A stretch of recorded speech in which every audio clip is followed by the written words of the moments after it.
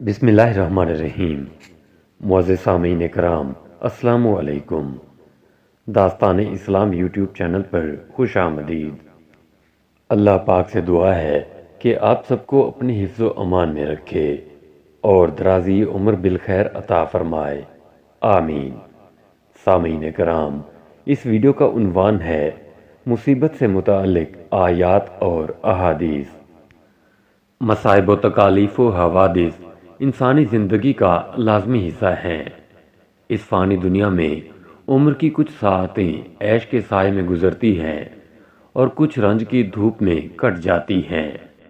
زندگی میں کبھی مسرتیں ڈیرے ڈال کر لمحات کو خوشگوار بنا دیتی ہیں تو کبھی رنج و غم خوشیوں کے آشیانے کو تنکا تنکا کر دیتے ہیں۔ اب وہ کون سے اسباب و وجوہات ہیں جن کی وجہ سے مصیبتیں آتی ہیں؟ قرآن و سنت کی روشنی میں غور کیا جائے تو یہ حقیقت واضح ہو جاتی ہے کہ مختلف لوگوں پر آنے والی مصیبتیں مختلف ہوتی ہیں۔ مصیبتوں کے اسباب پر غور کیا جائے تو یہ وجوہات سامنے آتی ہیں۔ نمبر 1، مومن بندے کی آزمائش ہوتی ہے۔ نمبر 2، تکالیف گنہگاروں کے لیے تنبیہ ہوتی ہیں۔ نمبر 3، کئی مصیبتیں اللہ پاک کا عذاب ہوتی ہیں۔ مصائب نازل ہونے کے اسباب کے متعلق اللہ پاک نے قرآن پاک میں ارشاد فرمایا ہے، وَمَا أَصَابَكُم مِّن مُّصِيبَةٍ فَبِمَا كَسَبَتْ أَيْدِيكُمْ وَيَعْفُو عَن كَثِيرٍ۔ ترجمہ کنز العرفان۔ اور تمہیں جو مصیبت پہنچی وہ تمہارے ہاتھوں کے کمائے ہوئے اعمال کی وجہ سے ہے، اور بہت کچھ تو اللہ معاف فرما دیتا ہے۔ دنیا میں جو تکالیف و مصیبتیں مومنین کو پہنچتی ہیں، اکثر ان کا سبب ان کے گناہ ہوتے ہیں۔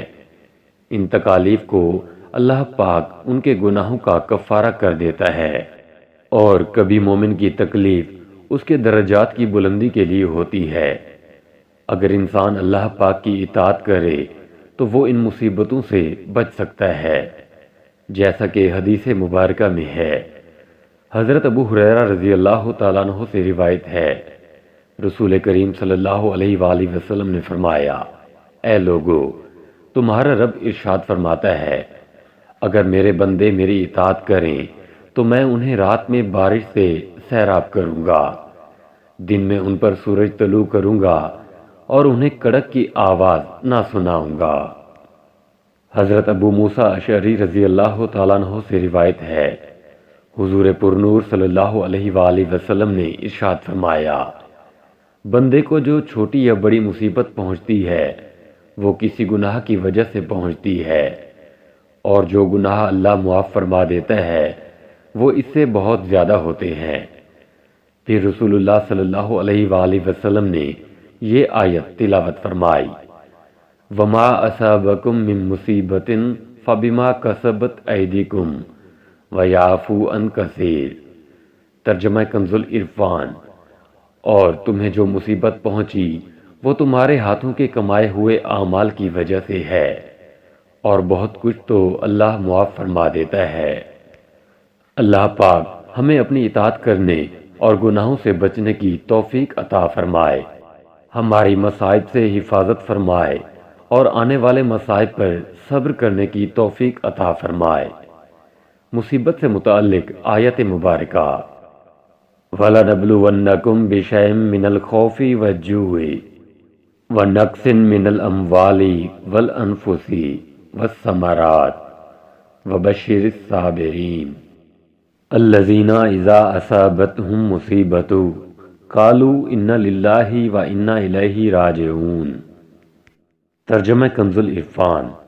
اور ہم ضرور تمہیں کچھ ڈر اور بھوک سے اور کچھ مالوں اور جانوں اور پھلوں کی کمی سے آزمائیں گے، اور صبر کرنے والوں کو خوشخبری سنا دو۔ وہ لوگ کہ جب ان پر کوئی مصیبت آتی ہے تو کہتے ہیں، ہم اللہ ہی کے ہیں اور ہم اسی کی طرف لوٹنے والے ہیں۔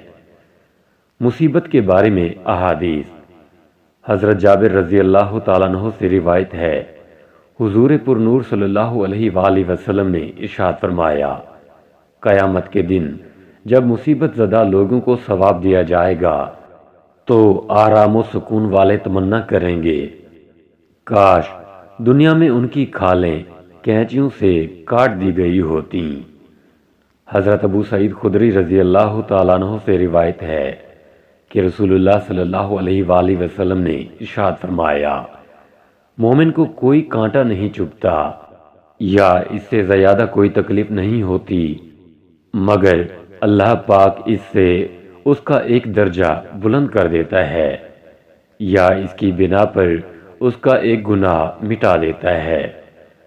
حضرت ابو ہریرہ رضی اللہ تعالیٰ عنہ سے روایت ہے، رسول اللہ صلی اللہ علیہ وآلہ وسلم نے ارشاد فرمایا، مسلمان مرد و عورت کے جان و مال اور اولاد میں ہمیشہ مصیبت رہتی ہے، یہاں تک کہ وہ اللہ سے اس حال میں ملتا ہے کہ اس پر کوئی گناہ نہیں ہوتا۔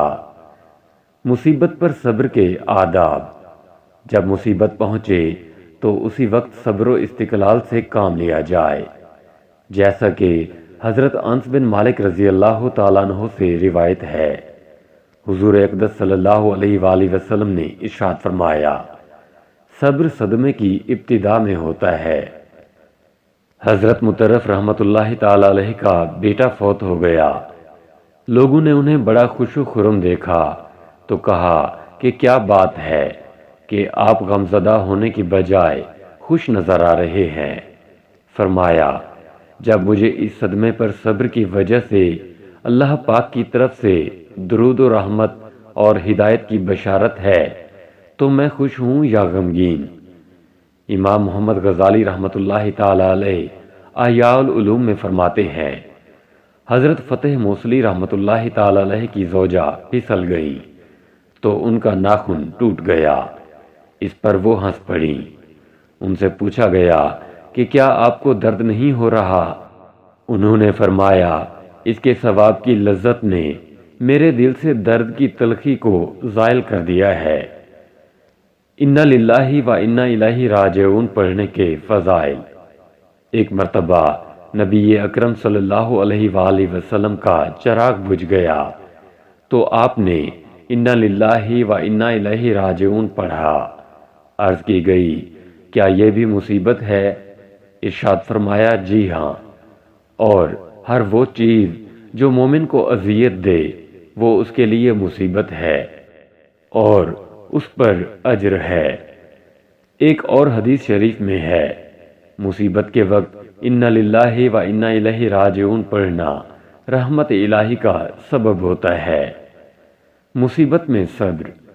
رسول اللہ صلی اللہ علیہ وآلہ وسلم نے فرمایا، جس بندے کو مصیبت پہنچے پھر وہ یہ دعا پڑھ لے، انا للہ و انا الیہ راجعون، اللہم اجرنی فی مصیبتی واخلف لی خیرا منہا۔